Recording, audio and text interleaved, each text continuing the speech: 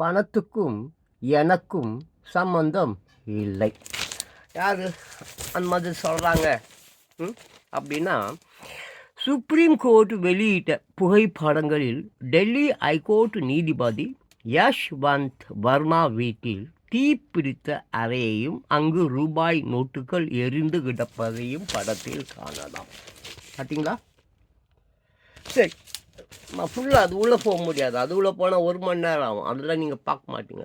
40 செகண்டே பார்க்க மாட்டீங்க. சரி, விஷயத்துக்கு பாருங்க. ஏன் வீட்டுக்கு உள்ளாரங்க, இல்லை என் காருக்கு உள்ளாரங்க ஏதோ ஒன்று இருக்குது, செக் பண்ணுறாங்க. அப்போ அதுக்கு யார் வந்து பொறுப்பு? நான் தானேங்க பொறுப்பு. யாரோ வந்து வச்சுட்டான், எனக்கு தெரியாதுன்னு சொன்னால் எப்படிங்க? ஏங்க 14 கோடி ரூபா மேலேங்க.